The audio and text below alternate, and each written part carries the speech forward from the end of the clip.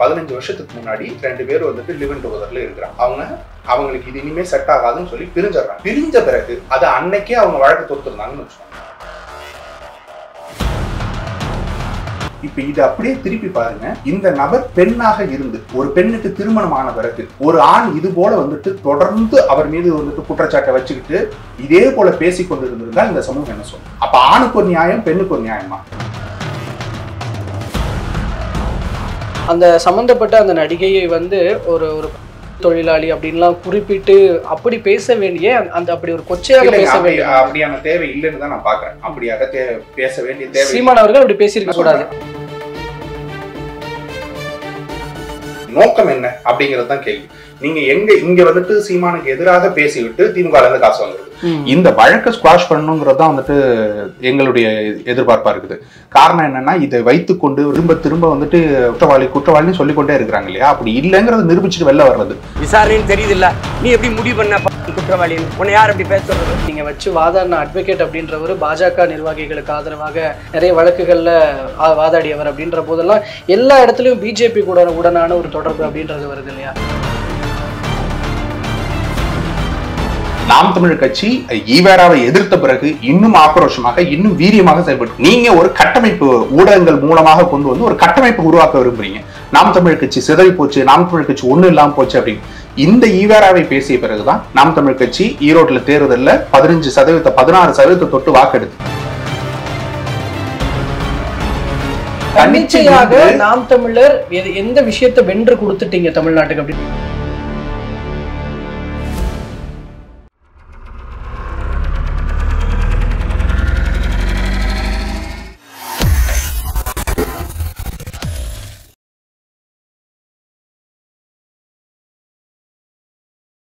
தமிழர்கள் அனைவருக்கும் அன்பு வணக்கம்.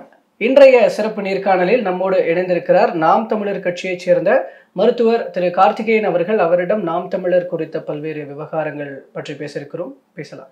வணக்கம் சார். வணக்கம் சார். இப்போ சீமான் அவர்களுடைய விவகாரம், அவர் மீது வைக்கப்பட்ட அந்த பாலியல் குற்றச்சாட்டு அப்படிங்கிறது இங்க சென்னை உயர்நீதிமன்றத்தினுடைய அந்த தீர்ப்புக்கு ஒரு இடைக்கால தடை உச்சநீதிமன்றம் விதிச்சிருக்கிறாங்க. முதல்ல அத்தகைய தீர்ப்பை நீங்க எப்படி பார்க்குறீங்க, இந்த தடை விதிச்சிருக்கிறத? இது ஏற்கனவே நம்ம எதிர்பார்த்தது தாங்க. அந்த ஸ்குவாஷ் பெட்டிஷன் கொண்டு போனது நாம் தமிழ் கட்சி தான். இந்த தீர்ப்பு வந்துவிடும் அப்படிங்கிறதுக்காக தான் அவங்க வந்துட்டு இந்த சம்மனை ஒட்டி இவ்வளவு தூரம் பிரச்சனைகளை பண்ணி அண்ணனை வந்துட்டு நேரடியாக போலீஸ் ஸ்டேஷனுக்கு ஆஜர் பண்ணியே ஆகணும் அப்படின்னு அவங்க பண்ணது. இந்த டிராமா மொத்தத்தையும் கிரியேட் பண்ணதுக்கு காரணம், 2 நாள் அவங்க விட்டுருந்தாங்கன்னா அவங்களால இந்த நடவடிக்கை எடுக்க முடியாது. அண்ணனை வந்துட்டு காவல் நிலையத்துக்கு அலக்கழிச்சிருக்க முடியாது. அப்ப அதுக்குள்ள வந்துட்டு இதை கொண்டு வந்துடணுங்கிறதுக்காக அவங்க இவ்வளவு தூரம் வெள்ளிக்கிழமையோட வந்துட்டு அவங்க செஞ்சது எல்லாமே. இது அரசியல் பூர்வமாக வந்துட்டு அவங்க காய் நகர்த்துறாங்க. அதனுடைய விளைவு என்னன்னாக்க, நாம் தமிழ் கட்சிக்கு அவங்களே வந்துட்டு ஃப்ரீ பப்ளிசிட்டி கொடுத்த மாதிரி தான். முழுக்க முழுக்க விளம்பரத்தை அவர்கள் நாம் தமிழ் கட்சிக்கு தேடி கொடுத்துருக்காங்க, அவ்வளவுதான். ஆனா உச்சநீதிமன்றம் சொன்ன விஷயம் அப்படின்னு பார்க்கும் பொழுது 2 பேரும் உட்கார்ந்து பேசி ஒரு சமரசம் பேசி இதுக்கு ஒரு முடிவு பண்ணுங்க அப்படின்னு சொல்றாங்க. பாலியல் வழக்குகள்ல இந்த மாதிரியான ஒரு அணுகுமுறை அப்படிங்கறது இங்க விமர்சிக்கப்படுது இல்லையா?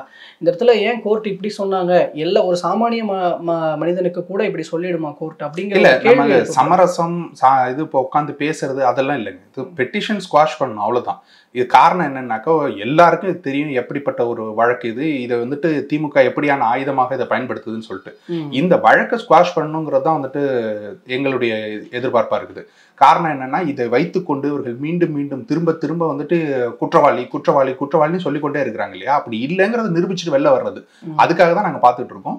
அது கூடிய விரைவில் வந்துட்டு அந்த வழக்கு வந்துட்டு முடிவுக்கு வரும். அதான் அதுக்காக இந்த விஷயத்தை இதோட முடிச்சிடணும் அப்படிங்கிறதுக்காக இப்போ சுப்ரீம் கோர்ட்ல அந்த வாதாடும் பொழுது சொல்லப்பட்ட கருத்தாக, சீமான் தரப்பு வாதமாக சொல்லப்பட்ட கருத்தாக அந்த சம்பந்தப்பட்ட நடிகைக்கு இழப்பீடு வழங்குவது தொடர்பாக பேசிக்கிட்டு இருக்கோம், முயற்சிகள் மேற்கொண்டு வருகிறோம் அப்படின்னு சொல்றாங்க இல்லையா? சொல்லியிருக்கிறாங்க அப்படிங்கிற செய்திகள் வருது. ஆனா இன்னொரு பக்கம் சீமான் பார்த்தா சமரசம் பேசணுன்ற அவசியமே இல்லை அப்படின்றாரு. இது உள்ளுக்குள்ள இப்படி பேசுறதும் வெளியில ஆனா இது தான் ஒரு நல்லவர் போல பேசுவதும் அப்படின்ற ஒரு பாயிண்ட் இருக்கு, இப்படி விமர்சிக்கிறாங்க. இழப்பீடுங்கிறதுலாம் இல்லைங்க. சமரசம் நாங்க உட்காந்து பேசுறதுக்கு அதுக்கெல்லாம் தயாரா இல்லை. இவங்க வந்துட்டு இழப்பீடு கேட்டு அவங்க சொல்லும் பொழுது இழப்பீடு வேணும் அப்படிங்கறது சொல்லும்போது அதை பேசலாம் அப்படிங்கறது தான் வந்துட்டு வழக்கறிஞர் சொல்லியிருக்காங்களே தவிர நாங்களா போய் கொடுக்குறோம் அப்படிங்கிற மாதிரிலாம் சொல்றது இல்லை. இன்னொன்னு, அவர்களுடைய நோக்கம் என்ன அப்படிங்கிறது தான் கேள்வி. நீங்க இங்க வந்துட்டு சீமானுக்கு எதிராக பேசிவிட்டு திமுக இருந்து காசு வாங்குறது, அப்புறம் இங்க வந்துட்டு நான் இனிமே பேச மாட்டேன்னு சொல்லிட்டு உங்கள்கிட்ட இருந்து காசு வாங்குறது. இப்படியே மிரட்டி மிரட்டி எல்லாருக்கிட்டையும் வந்துட்டு அவங்க காசு வாங்கி கொண்டு இருக்கிறதே தான் அவர்களுடைய தொழிலாக வைத்துக் கொண்டு இருக்கிறார்கள். அப்படியாக இருக்கும்பொழுது அதை வந்துட்டு நம்ம இந்த வழக்கு தேவையில்லாத வழக்கு. பொதுமக்கள் எல்லோருக்கும் தெரியும் எதற்காக இந்த வழக்கு நடத்தப்படுதுங்கிறது தெரியும். பொதுமக்கள் எல்லோருக்கும் நீங்க ஒண்ணு யோசிச்சு பாருங்க. 15 வருஷத்துக்கு முன்னாடி 2 பேர் வந்துட்டு லிவ் இன் டுகெதர்ல இருக்கிறாங்க. அவங்களுக்கு இது இனிமே செட் ஆகாதுன்னு சொல்லி பிரிஞ்சிடறாங்க. பிரிஞ்ச பிறகு அது அன்னைக்கே அவங்க வழக்கு தொடுத்திருந்தாங்கன்னு வச்சுக்கோங்க. இல்ல இவர் வந்துட்டு என்னை ஏமாற்றி விட்டாருன்னு வழக்கு தொடுத்திருந்தா அதுல ஒரு நியாயம் இருக்கு. அல்லது அண்ணனுக்கு திருமணம் நடக்கும்பொழுது இல்ல இவர் வந்துட்டு ஏன் கூட என்ன திருமணம் செய்து கொள்றதாக அவர் வந்துட்டு சொன்னாரு அப்படின்னு சொல்லி அவங்க அப்பவே வந்துட்டு தடுத்திருந்தாலோ இல்ல திருமணம் நடக்கும்பொழுது மற்றவர்கள்ட்ட பேசியிருந்தாலோ அதுல ஒரு நியாயம் இருக்கு. இது எதுவுமே இல்லாமல் கட்சி தொடங்கிய பிறகு கட்சியில வந்துட்டு ஒரு நல்ல ஒரு பேர் எடுத்துக்கொண்டு வரும்பொழுது 234 தொகுதியில நான் வேட்பாளர் நிறுத்துறேன்னு சொன்ன பிறகு வந்துட்டு இந்த வழக்கு வந்துட்டு தொடரப்படுது. அப்ப அதுக்கு பின்னணி என்னங்கிறது எல்லாருக்கும் தெரியும். அதன் பிறகு அவங்களே வழக்கை வாபஸ் வாங்கிட்டு போயிடுறாங்க. வழக்கை வாபஸ் வாங்கிட்டு போன அந்த நபர் திரும்ப வந்துட்டு 2023 வர்றாங்க. எதுக்காக வர்றாங்க? அப்ப இவ்வளவு காலமாக ஆட்சி அதிகாரத்தில் இல்லாத திமுக வந்துட்டு ஆட்சி அதிகாரத்துக்கு வந்து உட்கார்ந்தோன்னு திரும்ப வர்றாங்கன்னா எதுக்காக வர்றாங்கிறது எல்லாருக்கும். அதன் பிறகும் என்னால வந்துட்டு இது இல்ல, நான் என்னால போராட முடியல, நான் வந்துட்டு இல்ல சீமான் தான் இங்க பெஸ்ட், யாராலையும் எதுவும் பண்ண முடியாதுன்னு சொல்லி மன்னிப்பு கேட்டு அவங்க வந்துட்டு இதோட நான் வழக்கை வந்துட்டு விட்டுட்டு போறேன், நான் இனிமே வரமாட்டேன் அப்படின்னு சொல்லிட்டு போன நபர் யாரு? இதே நபர் தான். அப்ப அதோட வந்துட்டு வழக்குங்கிறது முடிஞ்சது. வழக்கை முடிச்சு வைக்காம காவல்துறை அதை வந்துட்டு மூடாம அந்த கேஸை திரும்ப திரும்ப திறந்து வைத்து கொண்டே இருக்கிறதுக்கு உண்டான காரணம் என்ன? அப்ப இது அரசியல் உள்நோக்கங்கிறத தவிர வேற என்ன இருக்குங்கிறது தான் கேள்வி. அந்த அரசியல் உள்நோக்கத்தை நாங்க உடைச்செடுத்துட்டு வருவோம். ஆனா நீங்க இப்போ கோர்ட்ல வந்து 2 பேரும் உட்காந்து பேசி சமரசம் பண்ணுங்க இப்போ கோர்ட்ல சொல்றாங்க இல்லைங்களா? அப்படி நீதிபதிகள் சொன்னதுக்கு காரணமா அமைஞ்சதே அதான் நான் சொன்னது போல அவர்களுக்கு உரிய இழப்பீடு வழங்குவதற்கான முயற்சிகளை மேற்கொண்டு வருகிறோம் அப்படின்ற இந்த சைட்ல இருந்து பாயிண்ட் வந்ததுனால தானே அப்படி வருது. இப்போ நீங்க சீமான் இங்க வெளியில சொல்றாரு இல்லையா, நான் இப்போ இழப்பீடு கொடுக்கணும்னு அவசியம் இல்லை, சமரம் பேசணும்னு அவசியமே இல்லை அப்படின்றாரு இல்லையா? இதே பாயிண்ட்டை ஏன் கோர்ட்ல வைக்க கூடாது? அப்படி வச்சிருந்தா உங்க தரப்புல நீங்க நல்லவர் அப்படிங்கிறது இங்க மக்கள் புரிஞ்சுப்பாங்க. நல்லவர் கெட்டவருங்கிறதுலாம் இதுல என்னங்க இருக்கு? இந்த வழக்கு என்னங்கிறது எல்லாருக்கும் தெரியும் தானே. யாராவது ஒருவர் சீமான் அண்ணன் அவரோடு பழகவே இல்லை, இது வந்துட்டு இல்லவே இல்லை அப்படிங்கிறது யாராவது சொல்றாங்க? அண்ணன் சொல்றாரா இல்ல வேற யாராவது சொல்றாங்களா? அவங்க வந்துட்டு பார்த்ததே இல்லை, எதுவும் பழகினதே இல்லை. அவர்கள் பழகினார்கள், அவர்களுக்கு ஒத்து வரல, பிரிஞ்சுட்டாங்க. இதுல என்ன பிரச்சனை இருக்குன்னு கேட்குறேன். இது ஒவ்வொருவரோட வாழ்க்கையிலும் நடக்கிற ஒரு விஷயம் தானுங்க. எல்லாருக்கும் முதல் காதல் வந்தது அப்படியே வந்துட்டு எல்லாரும் திருமணம் ஆகி போறாங்களா? எத்தனை பெண்களோ ஆண்களோ தங்களுடைய காதலர்கள் அப்படியே இருந்துட்டு இப்போ லிவ் இன் டுகெதர்ல இருக்கிறவங்க எல்லாரும் அப்படியே கல்யாணம் பண்ணிக்கிறாங்களா? நீங்க சொல்லுங்க. இது ஒரு விஷயம் நடந்தது, பிரிந்து போயிட்டு விட்டார்கள். பிரிந்து போன பிறகு ஒரு நபருக்கு கல்யாணமாவது எல்லாம் நடக்குது. இப்ப இது அப்படியே திருப்பி பாருங்க. இந்த நபர் பெண்ணாக இருந்து ஒரு பெண்ணுக்கு திருமணம் ஆன பிறகு ஒரு ஆண் இது போல வந்துட்டு தொடர்ந்து அவர் மீது வந்துட்டு குற்றச்சாட்டை வச்சுக்கிட்டு இதே போல பேசிக்கொண்டு இருந்திருந்தால் இந்த சமூகம் என்ன சொல்லும்? அப்ப ஆணுக்கு ஒரு நியாயம், பெண்ணுக்கு ஒரு நியாயமா? இப்ப பெண்ணுக்கு ஒருத்தர் கல்யாணம் ஆயிடுச்சுங்க, அவ வந்துட்டு என்ன இது பண்ணிட்டா, ஏமாத்திட்டான்னு ஒருத்தர் வந்துட்டு பொது வெளியில பேசிக்கொண்டே இருந்திருந்தால், அதை அவர்களை வந்துட்டு கொச்சைப்படுத்தும் விதமாக எல்லாத்தையும் செய்து கொண்டே இருந்தால், கேவலமாக பேசிக்கொண்டே இருந்தால், குடும்பத்தை இழுத்து பேசிக்கொண்டே இருந்தால் இந்த பெண்ணை இந்த சமூகம் அப்படி பார்க்குமா? அப்ப நீங்க ஒரு ஆணை மட்டும் இப்படி பண்ணிட்டு போயிடலாங்கிறது என்ன மாதிரியான ஒரு மனநிலை? அது அரசியல் உள்நோக்கம் இல்லாம என்ன செய்றீங்கிறது தான் கேள்வி. அப்ப இது எல்லாத்தையும் முடிச்சு வைக்கணும்ல, ஏதாவது ஒரு வகையில முடிக்கணும்ல. இந்த முடிச்சு வைக்கணும்ன்ற பாயிண்ட முன்கூட்டியே சீமான் அவர்கள் இதை பத்தி யோசிக்கலையா? இப்போ இந்த முடிச்சு வைக்கணும் அப்படின்னு சொல்லி தானாக இப்போ வழக்கு தொடர்றாரு இல்லையா? இது ஏன் முன்னாடியே பண்ணிருக்க கூடாது? இதை நம்ம காவல்துறை முடிக்குங்கிறது தாங்க நம்பிக்கை. காவல்துறை ஒரு வழக்கு விசாரிச்சா அந்த வழக்கு வந்துட்டு ஒரு முடிவுக்கு வரணும் இல்லையா? ஒண்ணு குற்றவாளி நிரூபிக்கப்படணும், நிரூபிக்க முடியலையா அந்த வழக்கை வந்துட்டு முடிக்கணும். காவல்துறை முடிச்சிருக்க வேண்டிய வழக்கு ஒவ்வொரு முறையும் அவங்க வந்துட்டு முடிக்கிற நிலைமைக்கு வந்த பிறகு அதை வந்துட்டு அப்படியே கிடப்பில போடுறது. கிடப்பில போட்டுட்டு 5-6 வருஷம் கழிச்சு திருப்பி தோண்டி எடுத்துட்டு திரும்பவும் வழக்கா தொடர்ந்து அதன் அடிப்படையில் சம்மன் அனுப்புறது, ஆஜராக சொல்றது. இது போன்று 2 தடவை பண்ணின பிறகுதான் அதை வந்துட்டு அண்ணா முடிவெடுக்கிறாரு. இல்லை இது காவல்துறையை நம்பி புண்ணியம் இல்லை, காவல்துறை முழுக்க வந்துட்டு இது அவர்களுடைய உள்நோக்கத்துக்காக தான் செயல்படுவாங்க, அப்ப நம்ம நீதிமன்றத்தை அணுகுவோம் அப்படிங்கிறதுக்காக நீதிமன்றம் போகப்பட்டது அந்த வழக்கு. ஓகே, ஸோ இன்னைக்கு எல்லாத்தையும் பேசிடணும், உடச்சு பேசிடணும் அப்படின்ற ஒரு பார்வையில சீமான் அவர்கள் செய்தியாளர்கள் மத்தியிலேயே பேசுறாரு. என்ன இருந்துச்சு அப்படின்னு நடந்துச்சு அப்படின்றதெல்லாம் இப்போ சொல்றாரு. ஆனா அப்படி சொல்லும் போது கூட அந்த சம்பந்தப்பட்ட அந்த நடிகையை ஒரு ஒரு தொழிலாளி அப்படின்லாம் குறிப்பிட்டு அப்படி பேச வேண்டிய அப்படி ஒரு கொச்சையாக பேச வேண்டிய அப்படியான தேவை இல்லைன்னு தான் நான் பாக்குறேன். அப்படியாக பேச வேண்டிய தேவை சீமான் அவர்கள் அப்படி பேசியிருக்க கூடாது சொல்றேன். அது அப்படியாக தேவை இல்லைன்னு தான் நானும் பாக்குறேன். ஆனா 15 ஆண்டு காலமாக அண்ணன் பேசினாரா? இப்படி பேசியிருக்கிறாரா? இப்படி பேசுனது இல்லை. ஆனா இதே 15 ஆண்டு காலமும் அந்த பொம்பளை பேசின பேச்சை எடுத்து உங்களால நேரடியா இந்த வலையொலியில போட முடியுமா? ஒரு பீட் போடாம அந்த பொம்பளை பேசின பேச்சை எடுத்து போட முடியுமா? அப்ப நீங்க யாருமே கேள்வி கேட்கலையே. ஏன் ஒரு கட்சியினுடைய தலைவரை, ஒரு மூத்த ஒரு நிர்வாகியை, இங்க இருக்கக்கூடிய இத்தனை மக்களுடைய பிரதிநிதியாக இருக்கக்கூடிய ஒரு நபரை இவ்வளவு கொச்சையாக பேசும்போது ரசிச்சீங்களே, ஏன் ரசிக்கிறீங்க? அப்ப கேள்வி என்னன்னாக்க, திரும்பவும் அதான் கேட்கிறேன், ஒரு பெண்ணை இப்படி தவறா பேசிட்டாரு நீங்க பேசக்கூடிய நபர், ஒரு ஆணை இவ்வளவு தூரம் தவறாக பேசுகிறார் ஒருவர் அப்படிங்கும்போது தட்டியே கேட்கலையே நீங்க. ஏன்? அப்ப உங்க நீதிங்கிறது பெண்ணுக்கு மட்டும்தான், ஆணு கிடையாதா? குடும்பங்கிறது வந்துட்டு ஒரு பார்வை இருக்கிறது, ஒருவர் வந்துட்டு கலங்கப்படுவாருங்கிறது வந்துட்டு பெண்ணுக்கு மட்டும்தான், ஆணு கிடையாதா? மகளிர் அமைப்பெல்லாம் திரட்டி போராடுவோம் அப்படின்னாக்க அவருக்கு எதிராக எத்தனை ஆண்களுடைய அமைப்பை திரட்டி நாங்க போராடுறோம் சொல்லுங்க. அப்ப ஆண்களுக்குன்னு ஒரு அமைப்பு கட்டமைச்சு அவங்களுக்கு எதிராக போராடி அவர்கள் மீது வழக்கு கொடுத்து இதெல்லாம் நாங்க பண்ணணுமா? இல்ல, ஆனா அப்போலாம் வந்த சமயங்கள்ல, அந்த சமயங்கள்ல சீமானவர்களும் இதை கடந்து தானே போனாரு. ஆமாங்க, அந்த மக்களுக்கு இருக்கும் ஒரு அளவுக்கு தானே, எல்லாருக்குமே ஒரு அளவுக்கு தானே. கடந்து போறீங்கன்னா இப்ப இவங்க வந்துட்டு பேசுறாங்க அப்படின்னாக்க நீங்க அதை எடுத்துக்கொள்ளவே மாட்டீங்க இல்லையா? அவங்க வந்துட்டு கெட்ட கெட்ட வார்த்தையில திட்டுவாங்க, கொச்சையா திட்டுவாங்க, அம்மாவை அசிங்கப்படுத்தி திட்டுவாங்க. அப்போ உங்க பெண்ணியம் பேசாது, அப்போ உங்களுக்கு வந்துட்டு அது காதலியே விழாது. நீங்க எங்களுக்கு பாடம் எடுப்பீங்க, அங்க இருக்கக்கூடிய மகளிர் வந்துட்டு பாத்துக்கணும் அப்படின்னா. உங்க கட்சியில பேசின பேச்செல்லாம் நீங்க கேட்டிருக்கீங்களா இல்லையா? உங்க தலைவர்கள் பேசின பேச்செல்லாம் கேட்டிருக்கீங்களா இல்லையா? கட்சியினுடைய தலைவரா உட்கார்ந்து இருக்கிறவங்க பேசுனதெல்லாம் அதெல்லாம் உங்களுக்கு காதுல விழாது இல்ல? அப்ப சீமான் அண்ணன் பேசுனது மட்டும் தான் உங்களுக்கு பிரச்சனையாகும். சீமான் அண்ணன் சொல்லிட்டாரு, ஒரு பாலியல் அப்படிங்கிற வார்த்தையை உச்சரிச்சுட்டாரு, தொழிலாளிங்கிற வார்த்தையை உச்சரிச்சுட்டாருனாக்க அதுதான் உங்களுக்கு வந்துட்டு ஒரு பெரிய பிரச்சனையா தெரியும். கேவலமா உங்க மேடையில ஏறு நின்று பேசும்போது, பெண்களை வந்துட்டு அரை நிர்வாணமாக நிக்க வச்சு குத்தாட்டம் போடும்போது அது அப்பெல்லாம் உங்க பெண்ணியம் வராது இல்ல? அந்த கட்சியில இருக்கக்கூடிய நபர்களுக்கு என்னடா பெண்ணை இப்படி கேவலப்படுத்துறாங்களே அப்படிங்கிற பார்வை வரக்கூடாது இல்ல? அங்க பெண் நிர்வாகிகள் எல்லாம் விலக மாட்டாங்கல்ல? எங்க கட்சியில மட்டும் வந்துட்டு அந்த பார்வை வந்துடணும் இல்ல? அப்ப இது என்ன மாதிரியான பார்வை அப்படிங்கறத நம்ம பொதுமக்களுக்கு விட்டுறோம், அவங்க பாத்துப்பாங்க. அதுதான் இப்போ இது தொடர்பாக தான் இப்போ நீங்கள் திமுகவை பற்றி இப்படி சொல்லும் பொழுது அமைச்சர் ரகுபதி அவர் சொல்கிறார், இப்போ சீமான் அவர்கள்லாம் எங்களுக்கு ஒரு ஆளே கிடையாது, அவரை ஹேண்டில் பண்ணுன்றது எங்களுக்கு வேலையும் கிடையாது அப்படின்ற மாதிரி கடந்து போறாரு. இப்போ இந்த விஷயத்த வரும்போது கடந்து போற தூசின்ற மாதிரி தான் கடந்து போற ஆளா நீங்க உங்களால முடிஞ்சுச்சான்னு கேட்கும். இப்போ 250க்கு மேல வழக்கு இருக்கு அண்ணன் மேல. எந்த வழக்கிலையும் இல்லாம இந்த ஒரு வழக்கை தூக்கி கொண்டு நீங்க வந்துட்டு இவ்வளவு தூரம் வந்துட்டு ஆட வேண்டிய தேவை என்ன இருக்கு சொல்லுங்க. நீங்க வேற எந்த வழக்கையும் கைது பண்றதுக்கு உண்டான முகாந்திரம் இருக்குதா இல்லையா? கைது பண்ண வேண்டியதானே. எந்த வழக்குல நீங்க ஈவராவை இழிவுபடுத்திட்டார் அப்படியே வழக்கு போட்டீங்கல்ல. கனிமவள கொள்ளைக்கு எதிராக போராடினார், இவ்வளவு வழக்கு இருக்குல்ல. எவ்வளவு வழக்கு இருக்கு. நீங்க ஒரு இடத்துல வந்து கைது பண்ணுங்களேன், முடிஞ்சா அந்த வழக்கை எடுத்து பெருசு பண்ணுங்களேன். அதெல்லாம் உங்களால பண்ணவே முடியல இல்ல? அப்ப உங்களுக்கு இந்த வழக்கை தூக்கி கொண்டு இதை ஒரு பெரிய விஷயமா நீங்க காமிக்கிறது மூலமா என்ன பண்றீங்கன்னா ஒரு கேரக்டர் அசாசினேஷன். இவர் வந்துட்டு ரொம்ப தவறான நபர் அப்படிங்கிற ஒரு கேரக்டர் அசாசினேஷன் பண்ணணும்னு நீங்க நினைக்கிறீங்க. அது எடுபடாது. ஏன்னா இந்த வழக்கு இருக்கும்பொழுதுதான் நாம் தமிழ் கட்சி 1% வாக்கு வாங்கிச்சு.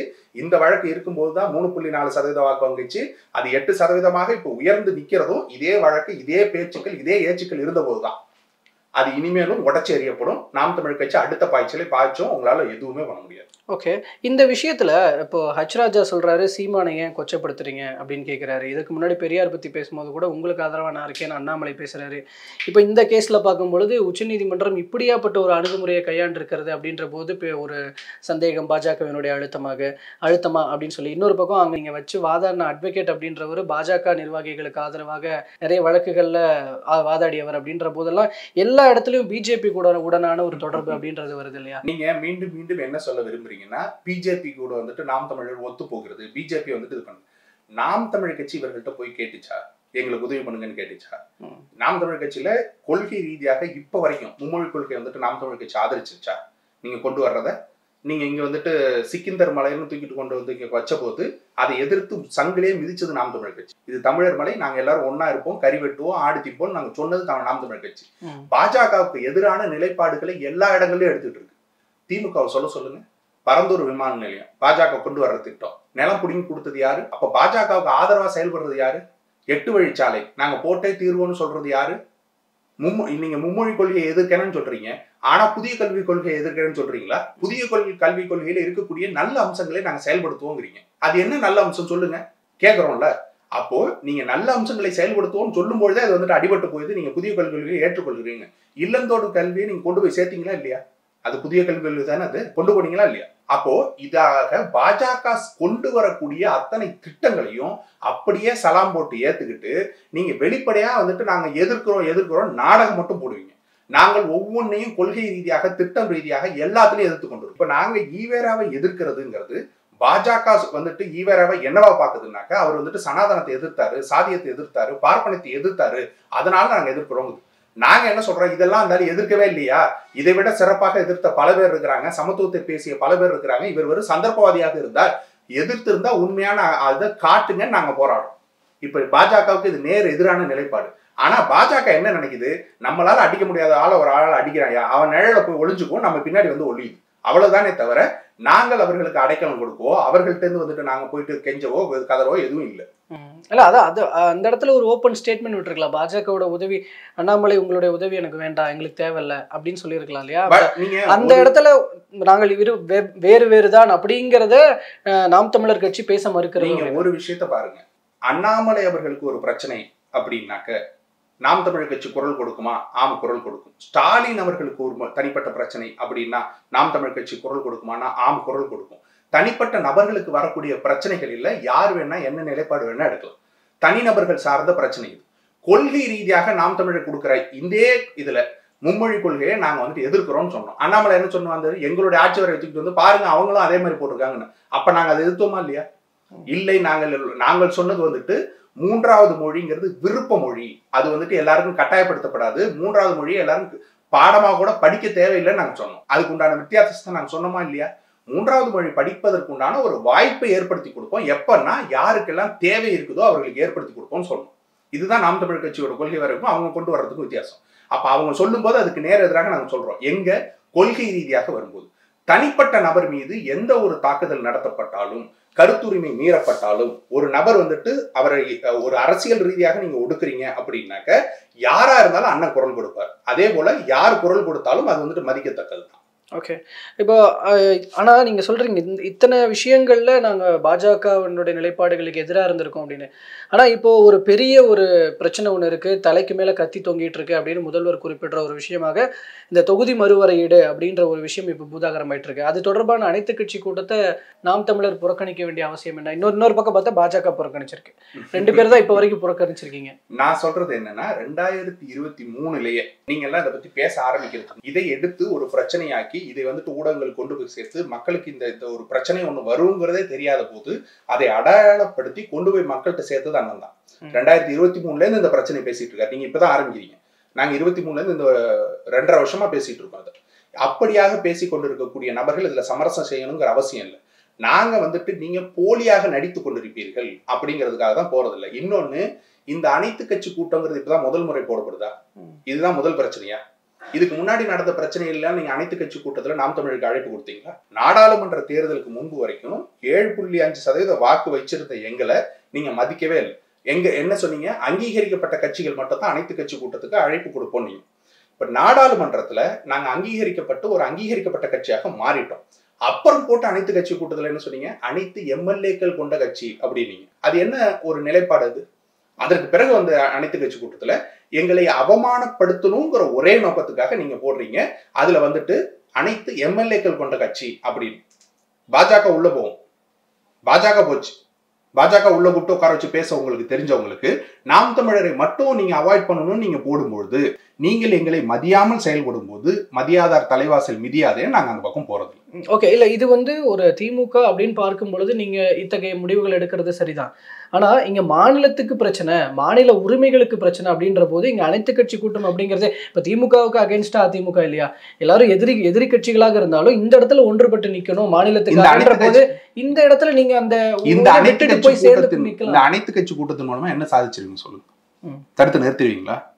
40 எம்பியை வச்சு உள்ள கொண்டு போய் உங்களால பேசி சாதிக்க முடியாத விஷயத்தை இங்க கூட்டம் போட்டு சாதிச்சிருவீங்களா? இதை தடுத்து நிறுத்த முடியுமா உங்களால? மும்மொழி கொள்கையை நிறுத்துவீங்களா? அதுக்கு பிறகு நடக்காதா? இனிமே முடியுமா முடியாதுன்றது முயற்சிகளுக்கு ஏன் தடை போடணும்ன்ற நீங்க முயற்சியே செய்யறது இல்லைன்னு சொல்றோம். நீங்க நாடகம் போடுவீங்க. இன்னைக்கு நீங்க அனைத்து கட்சி கூட்டம் போட்டு எங்கள் தலைமையில் இது செய்தோடு சொல்லிக்கிட்டு நாளைக்கு என்ன பண்ணுவீங்க? அப்படியே தூக்கி பாஜகவோட கூட்டணி வைப்பீங்க. நடந்துச்சா இல்லையா? இதுக்கு முன்னாடி பாஜகவோட கூட்டணி வைத்த நபர்கள் தான் நீங்க.